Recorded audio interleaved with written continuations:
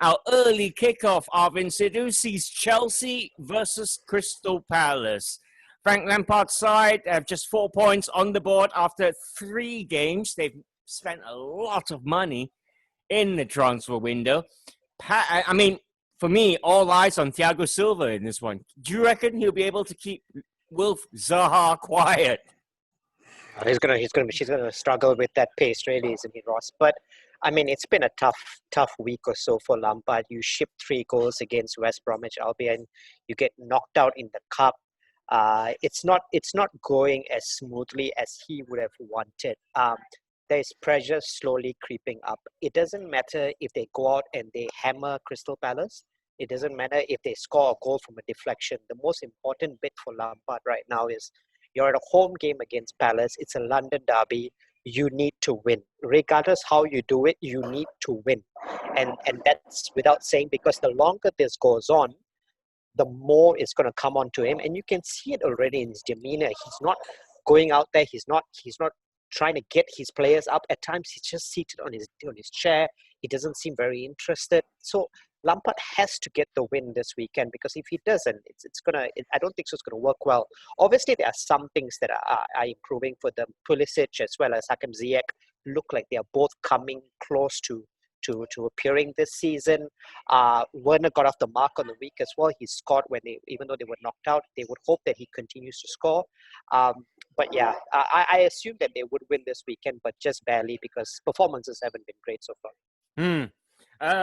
The opponents then, Craig Marias, Crystal Palace. I mean, they won away at Old Trafford first game. They can only be the second team, I believe, to win their second away game at Stamford Bridge, then completing the Old Trafford Stamford Bridge in your first 2 away games. I think Sunderland last did that way back. Yeah, I mean, it'll be a massive feat. Don't get me wrong. They've started the season off well. Obviously, took advantage of Man United's lack of preparation coming into the season. I thought played very well in that game. Followed that up, but I think I think it was Southampton they played straight after that, and they got a good win. I don't know. I don't know what to make of this Crystal Palace side. I mean, for me, they're your typical yo-yo side. You'll get a couple of good results, and then they'll be followed up, with results that you don't expect them to lose, but they'll lose. I still think there's question marks defensively about them. I know that they've had a few injuries here and there. Sakho's back, but he's nowhere near the player that Liverpool signed early on after his injuries. Offensively, I think they have improved. Getting back Shuai on loan, I think it's a massive coup for them. But the future of Wilf Zaha will still loom over them, and I think Roy Hodgson can't wait for Monday to be over, because until that transfer window is closed, Wilf Zaha, I mean, we all know he wants to leave Crystal Palace, and he has bigger aspirations than that, which is fair enough for what he's given the club. But until that transfer window is over, Roy Hodgson won't be sleeping easily.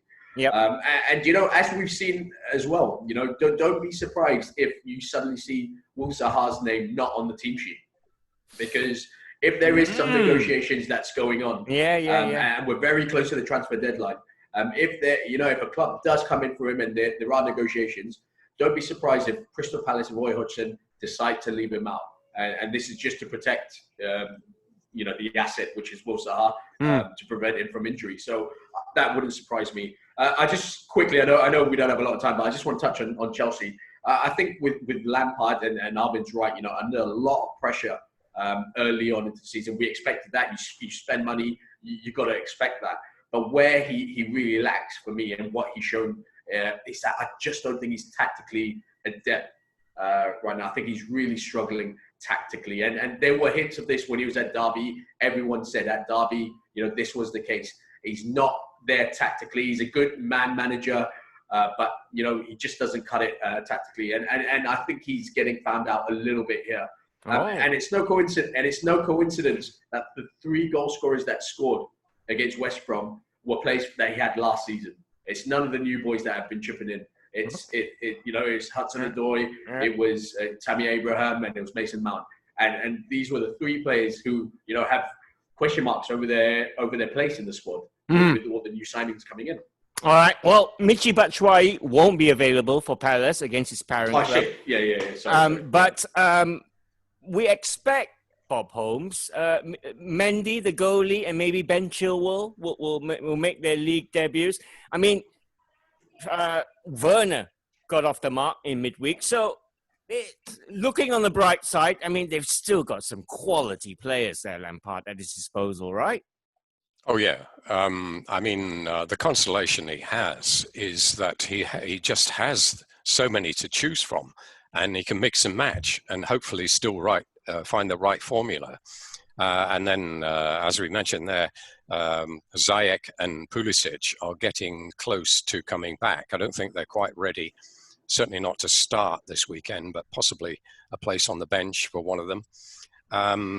We haven't seen Ziyech at all, but he looked very good for Ajax the previous season.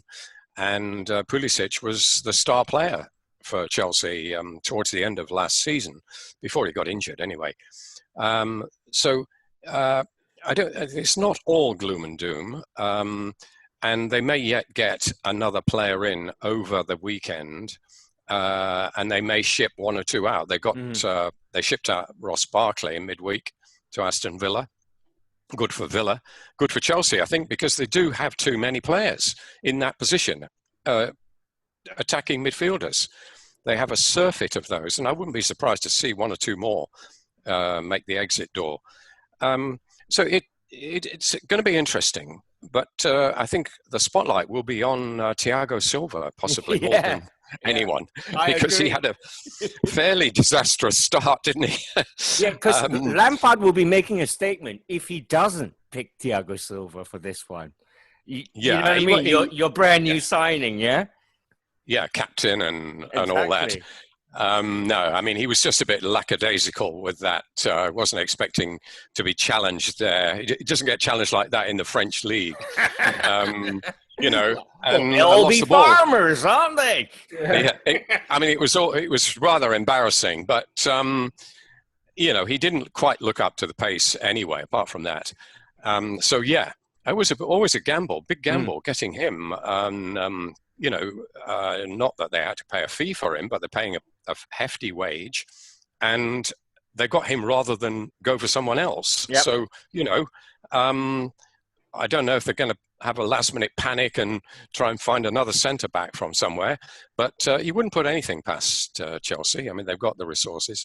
But yeah, fascinating. Just another subplot in this great Premier League season.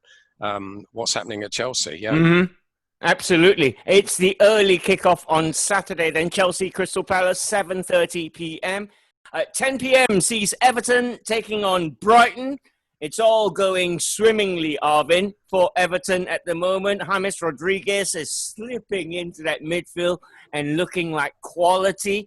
The only question marks is maybe injuries over Allen and Richarlison, thanks to the midweek win. But apart from that, Everton look pretty strong, don't they? They do. And another very key part of this is I was looking at some stats. They've only lost once in the last 14 at Goodison Park. To make Goodison Park a fortress is so important to Everton. I mean, of course, there are no fans now, but when eventually fans come back, that will be a record that they will be happy to have. He's building from the back, Ross. I mean, we talk about Richarlison, we talk about James Rodriguez and Dominic Calvert, and that's great. But he's been able to also solidify a spine that works. Yes, there's some doubts about Jordan Pickford, and there have been for a while. But other than that, their centre-backs, Luka Dean at left-back, they are a team that knows how to build from the back and then let their flair players go out and express themselves.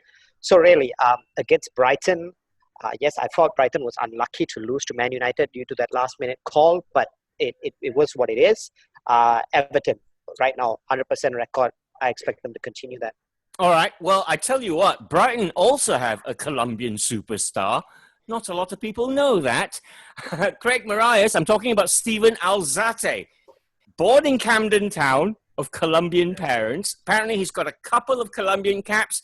The second cap he got, he wore the number 10 shirt because James Rodriguez was injured, I believe. Yeah, But he it's probably the only chance he's ever going to get that. But he started every game for Brighton this season, and he looked solid at Brighton. Let's face it, Brighton were unlucky to lose to Man United the way they did.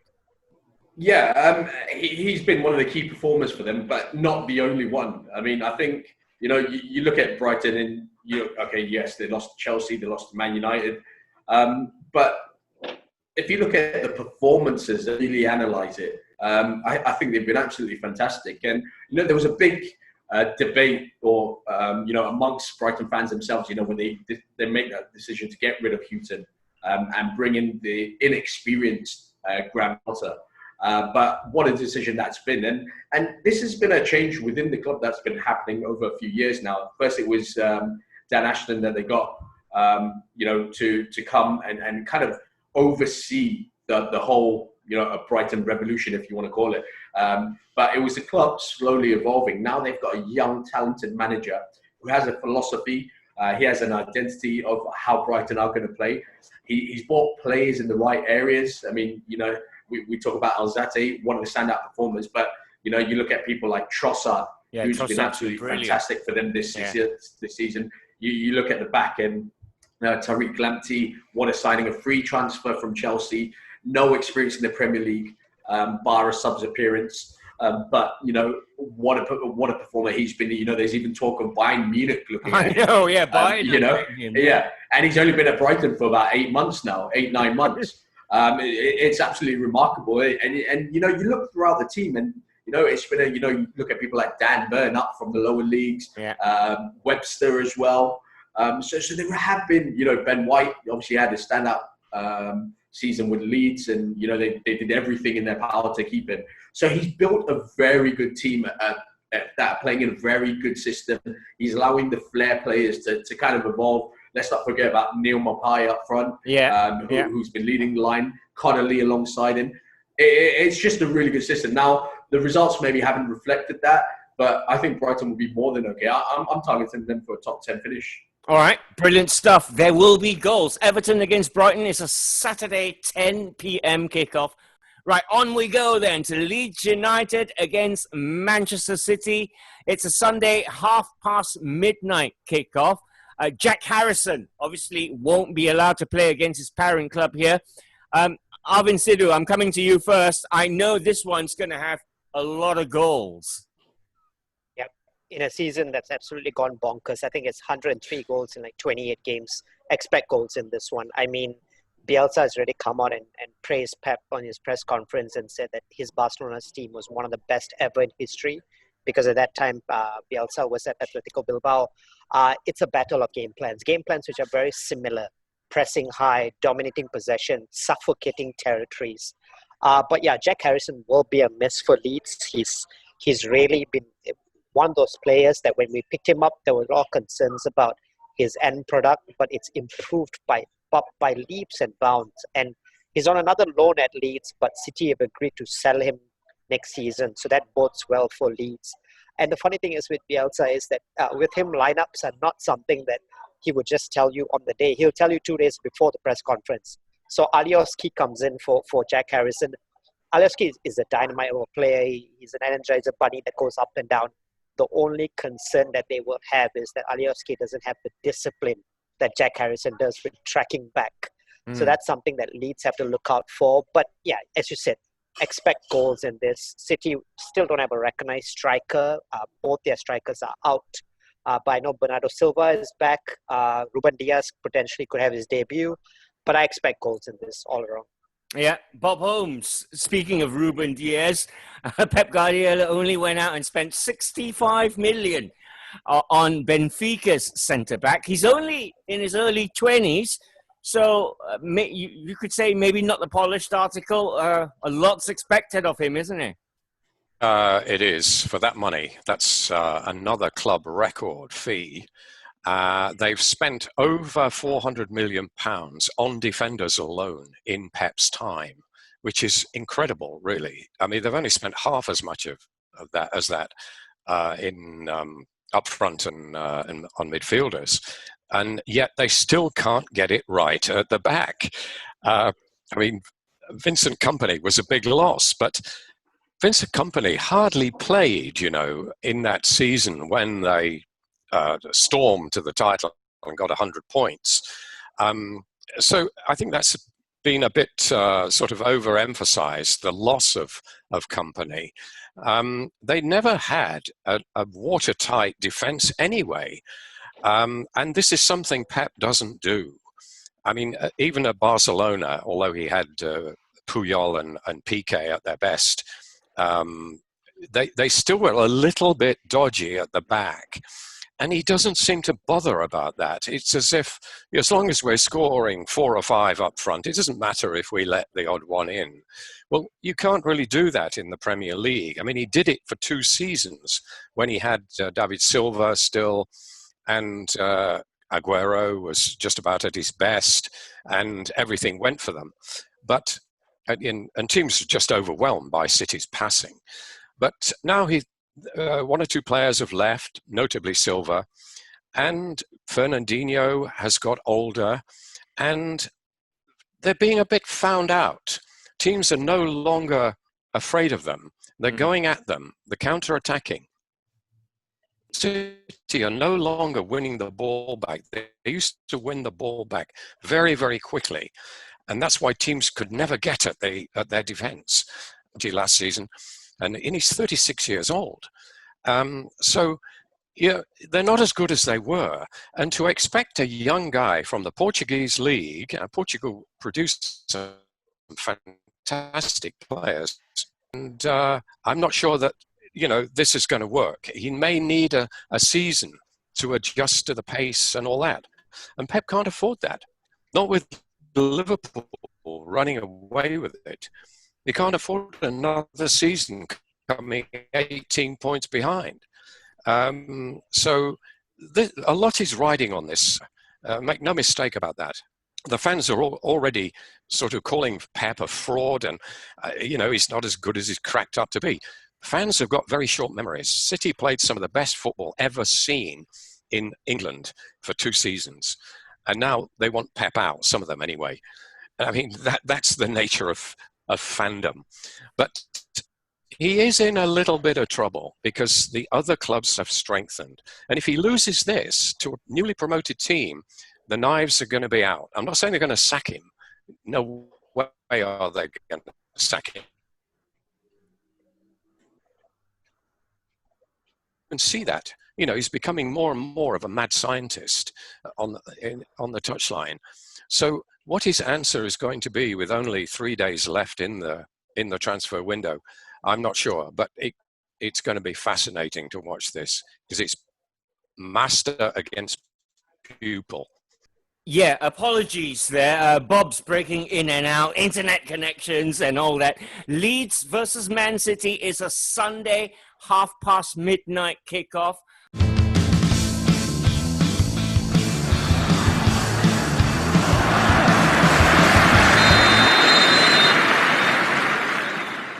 Man United versus Spurs is Sunday, 11:30 kickoff. And Craig Marias, both clubs boosting midweek wins. Spurs even had an outing in the Europa League where they won 7-2 against Maccabi Haifa. So they may be a little bit more tired as they go into this one against Man United. Yeah, I actually kind of feel for Spurs coming into this. The fixture schedule is absolute joke, the one that they've been handed. I mean, the amount of games that they play in such a short period of time, it's crazy. They played on, I think it was on Sunday last week, and then they played on Tuesday, then again last night, and then they're going to play Sunday again. I mean, it's going to show on the players' bodies. And Son, obviously, as we know, got injured last week. Funnily enough, after the match last night, when they asked Mourinho about Son's injury, he didn't exactly rule Son Heung-min out of the fixture, which which, you know, I mean, it could be mind games and however you want to read into I it. hope it is, But- because I just sold him from my fantasy football team. Yeah, You know yeah. what I mean? You along with a lot of others, Exactly. I'm sure. Because when I saw that, I was like, huh? Yeah. I mean, it was a half-time withdrawal as well. You know, the things that they have with the doctors and, you know, in terms of, you know, cryo and all these different, not medicines, but, you know, kind of solutions that you have to cater for football injuries and muscle injuries especially. It is amazing. It really amuses you, know, oxygen tents and chambers and all this nonsense which you've heard before. But, you know, the fact of the matter is that it actually speeds up recovery. So don't be surprised if Son Heung-min is in the squad or at the bench at the very least, because, you know, it's a big moral booster to have one of the best players there. You know, just go back to Spurs again. You know, and I'm harping on a lot about Spurs, but, you know, Kane scored again, you know, last night, yes, against weaker opposition, but it's a big moral booster for him to score, you know, a hat-trick as well. Dele Alli's got a goal. I don't know how much that's going to, you know, work his way to Mourinho's thinking. But, you know, it's good for him that even if it was a penalty. But from United's point of view, it's a big fixture. It really is. You know, after that first opening day, or for United, opening day loss to Crystal Palace at home, you know, they're already playing catch up straight away. So it's an important game for them. It's a game where, you know, there have been doubts about Solskjaer, you know, since he's been in the job. But now, you know, he's been there for about 18 months now. So this is where the pressure really kicks in. He's had a few transfer windows. Yes, you know, there are a few more days to get a few more players in. But, you know, he's under pressure this season. He has to deliver, you know, a trophy of some sort in my eyes. Champions League is a must. A good run in there as well. And you know, there's certain players in the first 11 who haven't performed. You know, Pogba being one of them. You know, I thought he was disappointing last week against Brighton. He you know, big matches, you expect him to stand up and be counted. So it's going to be a fascinating match between both teams, not to add the rivalry that Jose Mourinho will bring to this fixture. It's going to be a blockbuster of a match. All right, the knives will be out for Solskjaer if Jose pulls one off here. Man United versus Spurs is a Sunday 11:30 p.m. kickoff. Taking a look at Aston Villa against Liverpool. This one is your late game on Sunday, 2:15 Monday morning kickoff. This one, Aston Villa, Arvin Sidhu, have added Ross Barkley to the ranks. It's an astute signing. If you look at all the signings Villa have made, they've all been quite good, and they you know, very clever moves, and the form as well is looking good so far. Yeah, I think honestly, Dean Smith has learned from last season where he went out and bought literally close to an entire squad. This season, they've been a bit more focused in their recruitment, and when a better time for Ross Barkley than to face his old enemy, an Evertonian boy going up against Liverpool. Early parts of the season for Villa, what worked so well for them last season was John McGinn and Grealish working in tandem. And when McGinn went off injured, a lot of part of their season last season went away because he took away that stability that they needed. John McGinn, I think, has started really this season really well. Grealish, we know, can turn it up at any time. And up front, Ollie Watkins, for me, will score goals even at this level because the boy has really, really developed over the last couple of years. So in oversense, Villa, encouraging start. Yes, they've only played 2 so far, but encouraging. Dean Smith looks to be a bit more stable this year with his buys. So it bodes well, but at home against a Liverpool squad that's rampaging right now, still a big ask on the day. Rampaging is the right word. They scored 85 goals on the way to the title last season. They've already got 9, Bob Holmes, in 3 games this season. You'd expect a Liverpool win, but I'm thinking Villa will put up a bit of a fight here. Yes, they did last season. It was one of those games where Liverpool were losing with about 2 minutes to go and ended up winning. You know, that was in November, I believe, and it was that sort of performance that made you think it was Liverpool's year. But actually, they were a little bit lucky. and Villa put up a very good fight. And this was when Villa were down in the bottom reaches of the league. So and now they've transformed their team. I've read where it said that Villa have won the transfer window. Well, they've certainly bought astutely. They haven't spent a huge amount of money. The most expensive recruit is Ollie Watkins at 28 million. But they've got a very good goalkeeper, Emiliano Martinez, for just 20 million from Arsenal. We all saw how good he was at the end of last season, the beginning of the restart. So I think they've done great business, but it's going to take a bit of time for them to blend in the new signings. And I wonder, although I think that Ross Barkley on loan is quite an astute signing, I just wonder whether there's room for Barkley, McGinn and Grealish in the same team, because they are all attacking midfielders, creative players, aren't they? But still, Barkley, even if he's only going to be a part-timer, I think he's a good buy, and it's certainly good for him because he wasn't getting regular starts at Chelsea. Liverpool, well, the usual team will be back this time. They only they experimented last night with a lot of fringe players. It'll be business as usual, and you would expect them to prevail. They may have to work a bit harder than usual, but they really are a class act. They came from behind against Arsenal last week, and Arsenal are a lot better side than Villa. So I would still say that this has got a Liverpool victory written all over it. Yeah, I'm going to go even deeper than that. Craig, if you're fantasy football, you'd captain Sadio Mane. He's got 6 in 6 against Villa. He likes scoring against the villains. Yeah, you always get these players that, have a team that they always score against or have a good record against. I remember it was Wayne Rooney against Newcastle, every single time. But, I just feel, just touching on what Bob said, what I really like about this Villa side and what has changed from last season is the defensive aspect. And now we know John Terry is one of the assistant managers. How much of influence he's had on that back line, I'm not so sure. But since post-lockdown, they've done absolutely fantastically from a defensive point of view, which was their problem, prior to the season break last year. So, they've shored that up. Like Bob said, got a very good goalkeeper in now. And they're starting to look collectively as a really solid outfit at the back.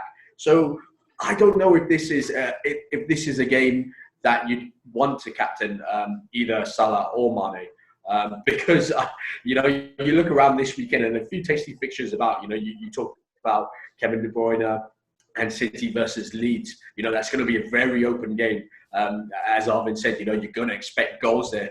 Bielsa's not one that's going to sit back, neither is Guardiola. So you've got 2 attacking teams there. There's going to be a lot of goals in there. So if you have Sterling or De Bruyne, they should be top of your list. Let's not forget, Arsenal go to Sheffield, have Sheffield United at home as well. That's going to be a very tasty picture. Sheffield United haven't started well. That's also another option. Lacazette's been in form since the season has started as well. So there are a few options out there. Timo Werner against Crystal Palace if he plays. And we can't forget Raul Jimenez against a very poor Fulham side. So you can look at that. You can look at the Liverpool Aston Villa game and lick your lips and fancy putting the armband on either Salah or Mane. But I'd have a look around if I were you, and maybe stay away from that and maybe focus more on the City assets that you have. Yeah, leave it on Son if I were you.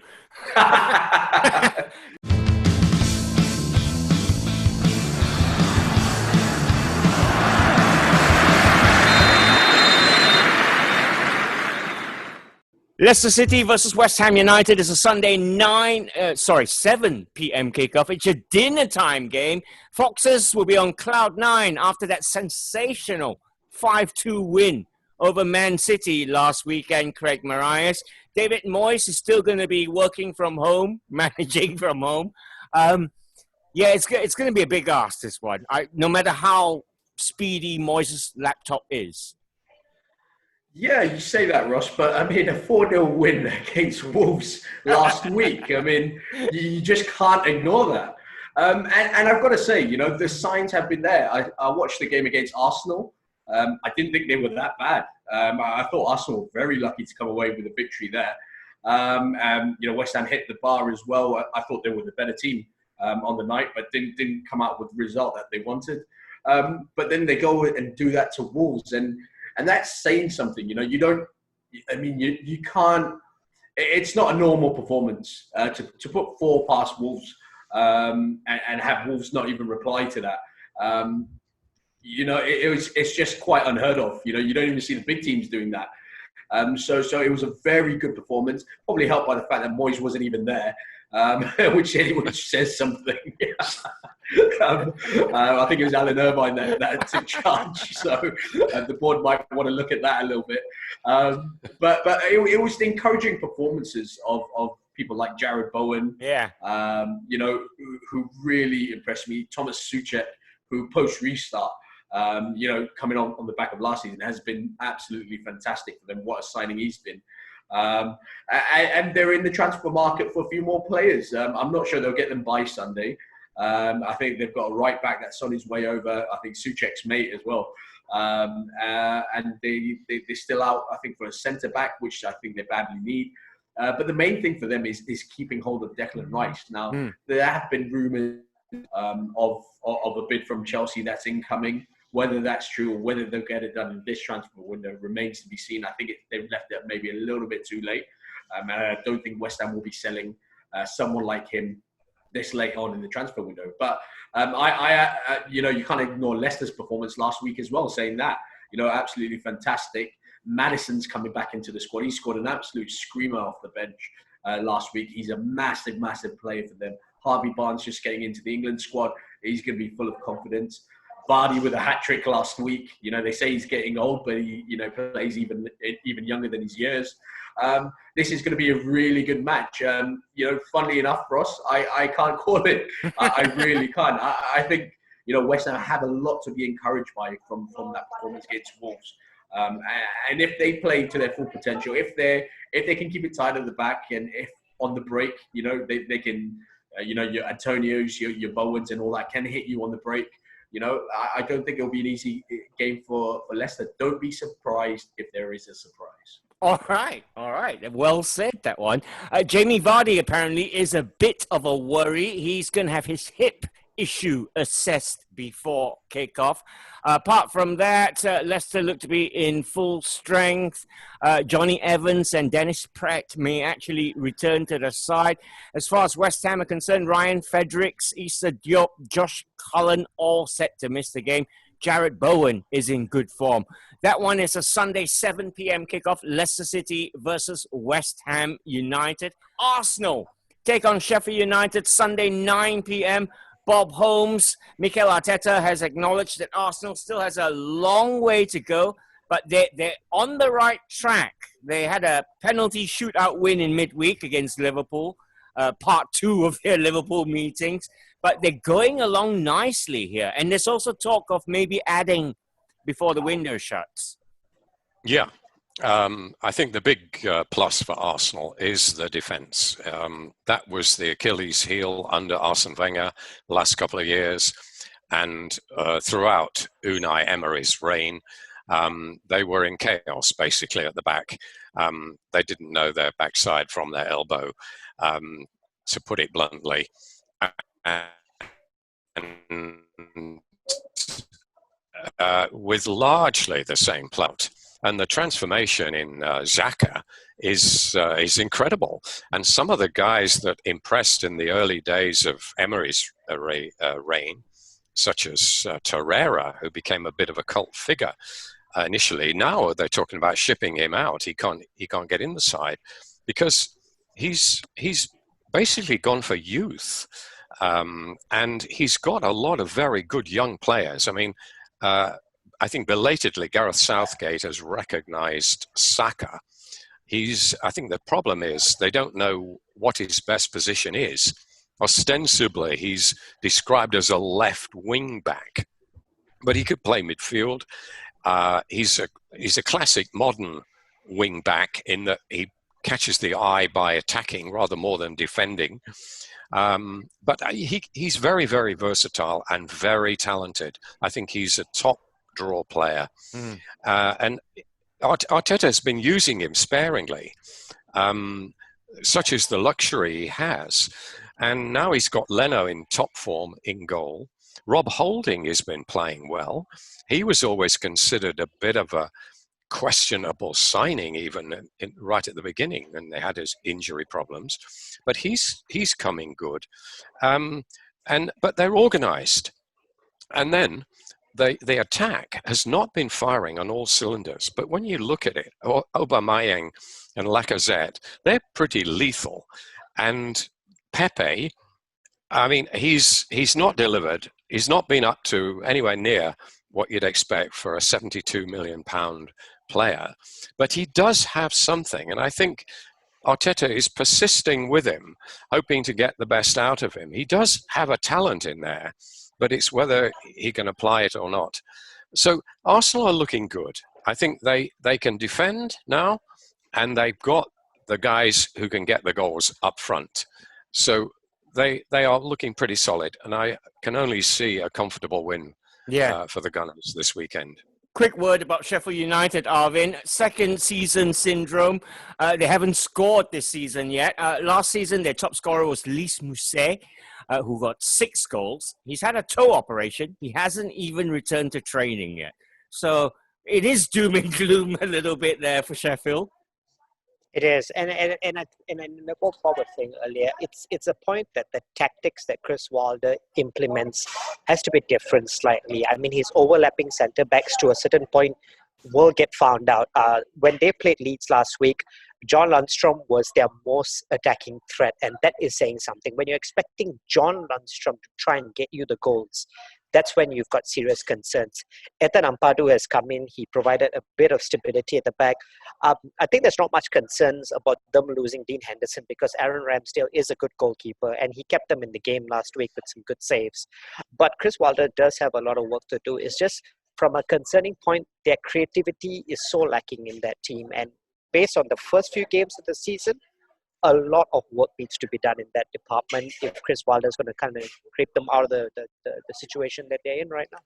All right, Arsenal, Sheffield United, Sunday, 9 p.m. kickoff. Elsewhere, you've got Newcastle against Burnley, Sunday, 3 a.m. This one is a weird one, Craig. Quick word about that one. Burnley not having it all their own way. Sean Dyche, in fact, came out and said, we need to sign players. I don't think I've ever seen Burnley sign a player. Yeah. Well, I mean, you got to worry when your star signing is, what's his name?